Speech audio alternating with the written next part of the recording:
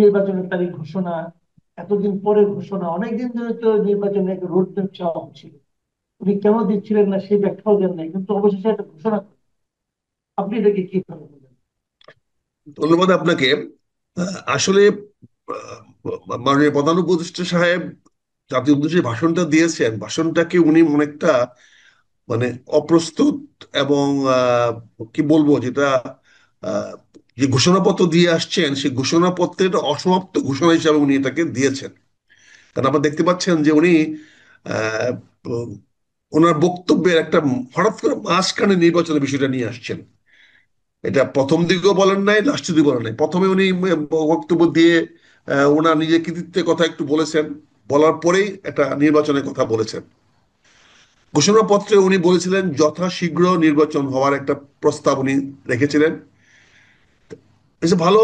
আমি আপনাকে বলেছিলাম যে গৃহযুদ্ধে এড়াইতে হলে নির্বাচনের তারিখ ঘোষণা ছাড়া তার সামনে কোনো বিকল্প নাই। এবং ওটি ওটি উনি যেটা জনসমক্ষে প্রকাশ করতে পারেন নাই, মানুষের উপস্থিতিতে প্রকাশ করতে পারেন নাই, যেটা হয়তো ওখানে করলে মানুষের তাৎক্ষণিক প্রতিক্রিয়াটা বোঝা যেত। উনি যে ঘোষণাটা টেলিভিশনে এসে দিয়েছেন, এটা যদি আহ, সংসদ ভবনের সামনে যখন জনগণ লক্ষ লক্ষ লক্ষ লক্ষ জনগণ ছিল যেখানে, তারা সঙ্গীত উপভোগ করছিল, সেখানে উনি দিতেন, তাহলে কিন্তু তাৎক্ষণিকভাবে জনগণের প্রতিক্রিয়াটা বেরিয়ে আসতো, জনগণ এটাকে কিভাবে নিচ্ছে এটা জানতে পারতাম আমরা, এবং সবাই জানতে পারতো। এবং আমার মনে হয় একটা ইতিবাচক ফলাফল উনি নিয়ে যেতে পারতেন। কিন্তু সেটা না করে উনি আহ, সেটা জাতির উদ্দেশ্যে ভাষণ দিয়েছেন। হ্যাঁ, আমরা সমালোচনা করবো না, আমরা সবকিছু সমালোচনা করা, তাহলে বলবে যে আমরা যাই করি আপনার তাই সমালোচনা করেন। আমি ওনাকে ধন্যবাদ জানাবো এবং মোবারকবাদ জানাবো যে উনি নির্বাচনে তারিখটা ঘোষণা করেছেন এবং অত্যন্ত বলিষ্ঠ একটা পদক্ষেপ নিয়েছেন। এবং আমি মনে করি নির্বাচনটি হবে বাংলাদেশের আগামী সমস্যার সমাধানের একটি ইতিবাচক পদক্ষেপ। এখানে কে বিরোধিতা করলো না করলো উনি সে ব্যাপারে ইঙ্গিত দিয়েছেন, বলেছেন যে বিদেশি শক্তি বা বাইরে থেকে কেউ এটাকে নস্যাৎ করার চেষ্টা করতে পারে। যেহেতু এই ব্যাপারে উনি সজাগ আছেন, কাজে সজাগ যেহেতু আছেন, কাজে এটা নিয়েও ভাবনা কিছু নাই। তবে আমি ওনাকে একদম স্বাগতম জানাবো, without any doubt and pros and cons.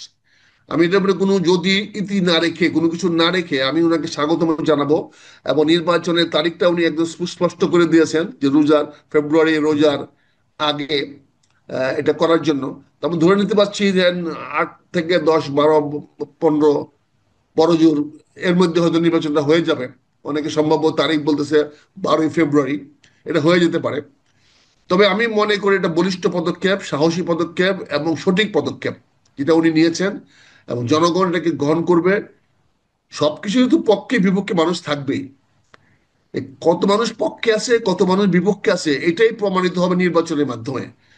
এবং এই নির্বাচনে যদি কেউ বাধা সৃষ্টি করতে চায়, তাকে কঠোর হস্তে দমন করাই হবে সরকারের দায়িত্ব, অন্যতম দায়িত্ব। কারণ আমরা সময় নষ্ট করতে চাই না।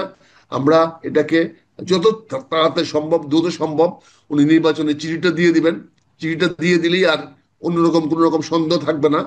আশা করতেছি পারি ওনার যদি উদ্দেশ্য 100% সৎ থাকে, তাহলে আমি কামনা করব, জনগণ কামনা করবে যে এই চিঠিটা আজকের মধ্যে হয়তো উনি দিয়ে দিবেন। মানে 2 লাইনের চিঠি, এর মধ্যে কোনো কিছু বাট কিন্তু তো নাই, কারণ এগুলো তো আমাদের রাষ্ট্রীয় আস্থাচারে, রাষ্ট্রীয় মধ্যে নিয়ম মধ্যে আছে ইসি কমিশন কিভাবে কাজ শুরু করবে, কি করতে হবে। জি। এবং ইসির জন্য এখানে আমার একটা প্রশ্ন, এখানে আমি একটা প্রশ্ন করতে চাই। এই যে আপনি বললেন যে নির্বাচনের চিঠিটা দিয়ে দিবেন, এখন আমার প্রশ্নটা হলো যে এই যে বর্তমান নির্বাচন কমিশন আছে, ওনারাই নির্বাচন পরিচালনা করবেন।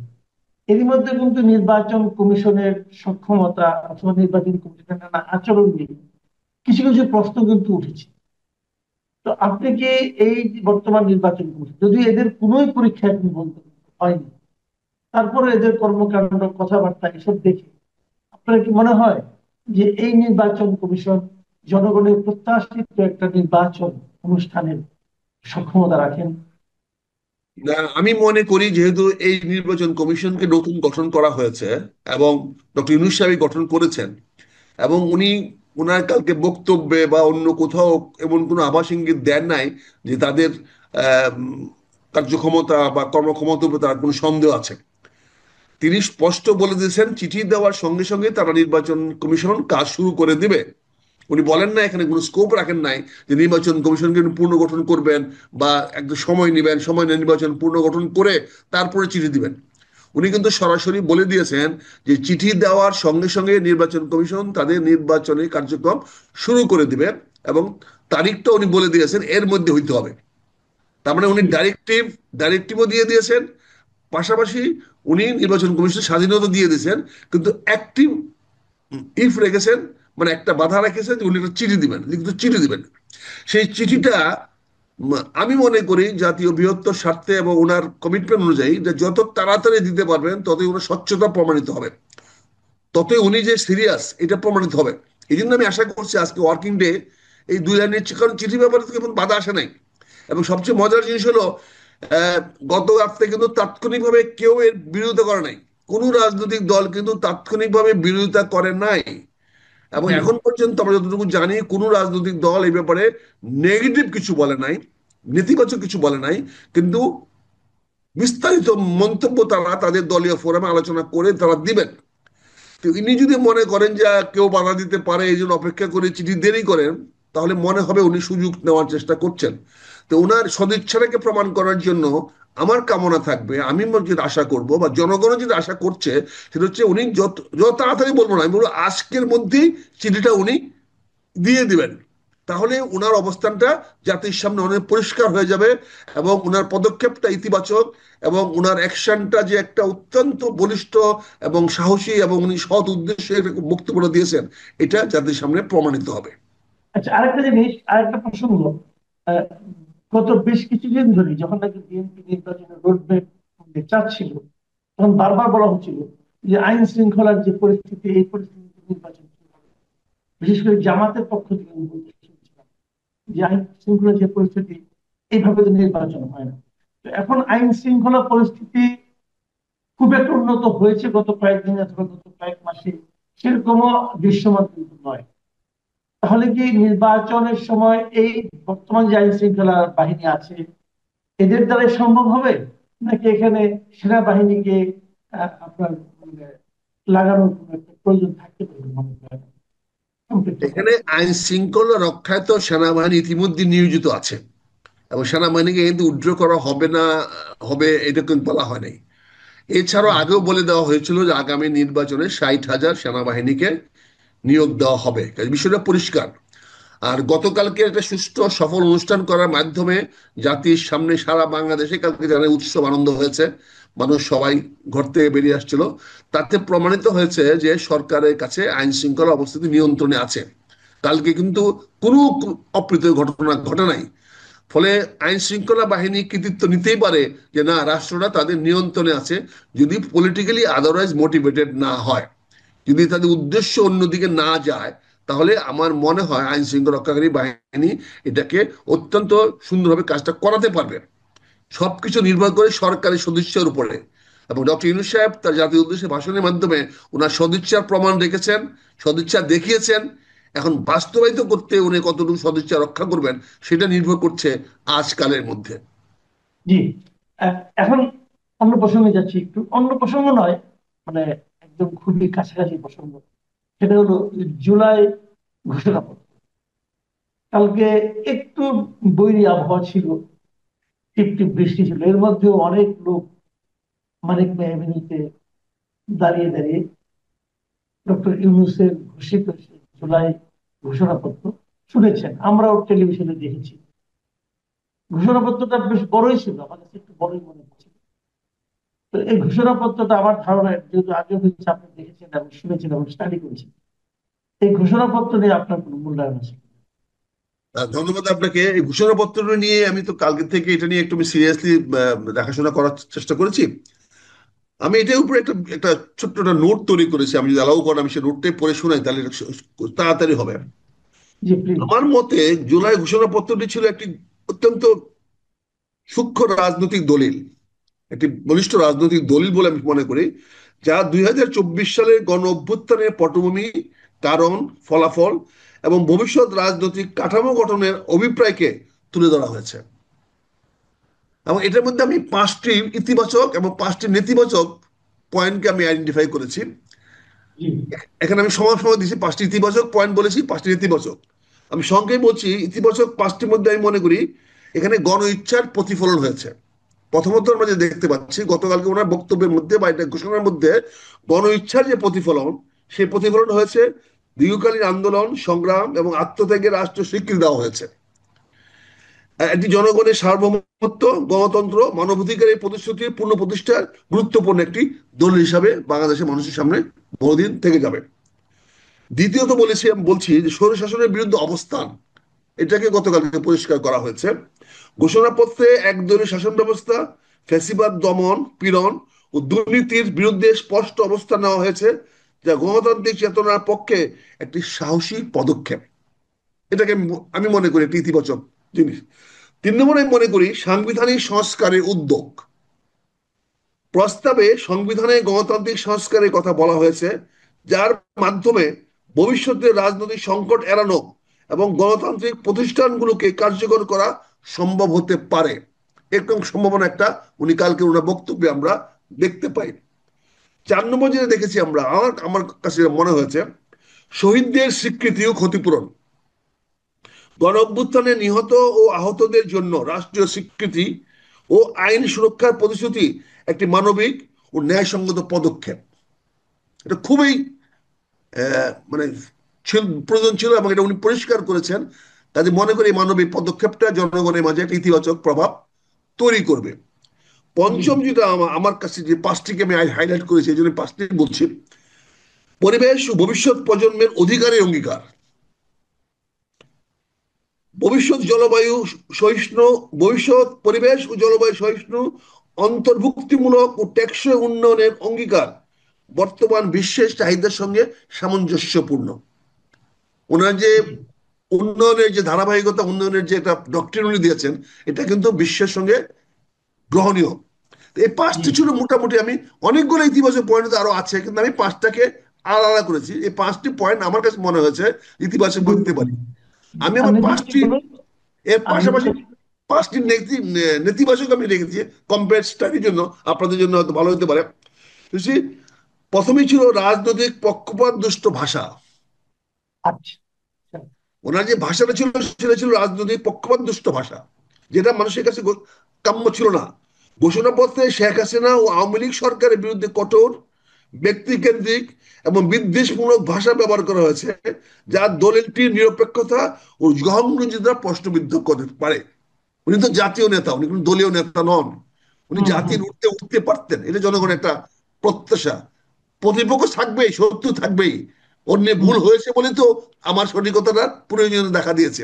তো এটা মনে হয় দীর্ঘমেয়াদে একটা পক্ষপাত দুষ্ট থেকে যাবে ওনার বক্তব্যটা, এটা আমার এবার। ব্যক্তিগত মতামত। জি। 2 নম্বর হলো রাজনৈতিক প্রতিশোধ ও বিচারের অঙ্গীকার। এটা শব্দটা আমি বলছি রাজনৈতিক প্রতিশোধ। অতীতের অন্যায় ও নিপীড়নের জন্য দ্রুত বিচারের ঘোষণা রাজনৈতিক প্রতিহিংসার ইঙ্গিত দিতে পারে রাইট। এবং ভবিষ্যতের জন্য পূর্ণ পূর্ণ প্রতিশোধের এবং পরিবেশ তৈরি করতে পারে।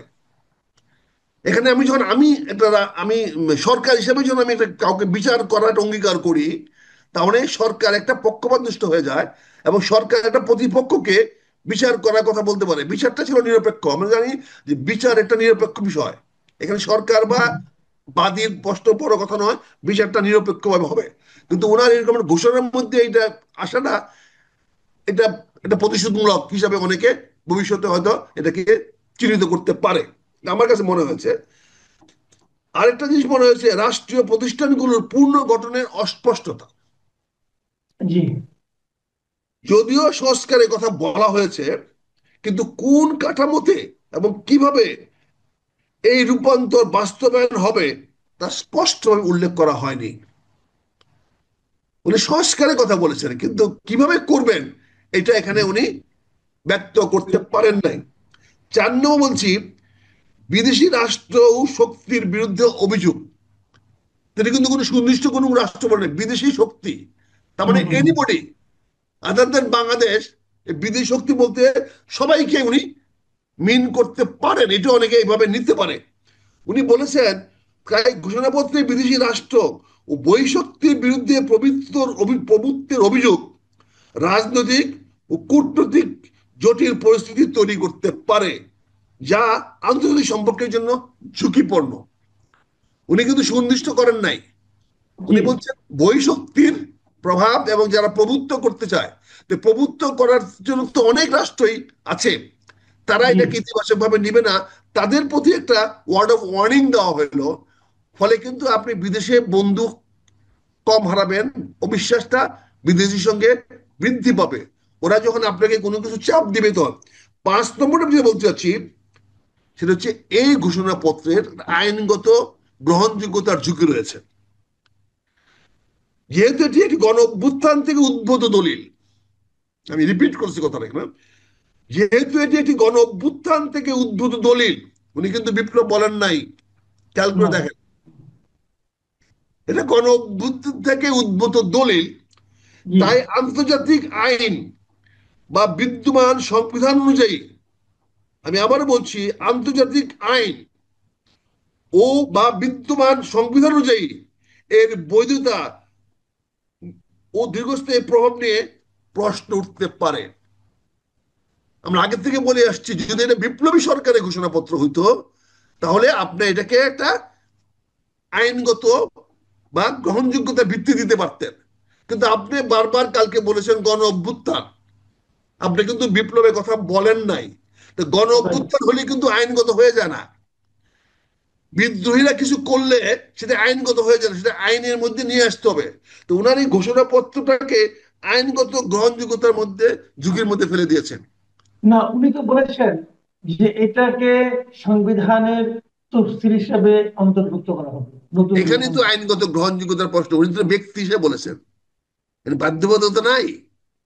উনি তো বর্তমানে উনি, ওনার তো আইনগত ভিত্তি নাই, উনি তো এটাকে প্রোক্লামেশন করেন নাই, উনি গ্যাজেটে নোটিফিকেশন করেন নাই, উনি একটা বক্তব্য দিয়েছেন, প্রস্তাব দিয়েছেন। এটা তো প্রস্তাবনা, ঘোষণাপত্র। এটা তো হুম, বিপ্লবী সরকার ঘোষণাপত্র না।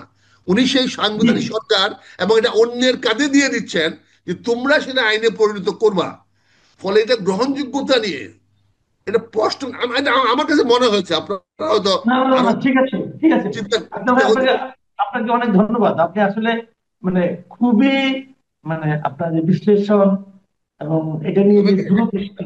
30 সেকেন্ড দিলে আমি একটা উপসংহার আনতে চাই, আমি বক্তব্যটা দিলাম তো একটা উপসংহার আনতে চাই, যেহেতু আমি পক্ষে বিপক্ষে দুইটা পয়েন্টে বললাম, আমি নিরপেক্ষ, আপনার কাছে এই উপসংহারটা শুনতে নিরপেক্ষ, চাই। আমি নিরপেক্ষ অবস্থান থেকে 5টা গুড পয়েন্ট 5টা ব্যাড পয়েন্টকে আমি সিলেক্ট করেছি, সো দ্যাট জি আপনারা তুলনা করে দেখবেন, জাতি তুলনা করে দেখবে সবাই। উপসংহারে বলতে চাই, জুলাই জি ঘোষণাপত্র একটি ঐতিহাসিক মোড় ঘোরানো দলিল হিসাবে বিবেচিত হতে পারে।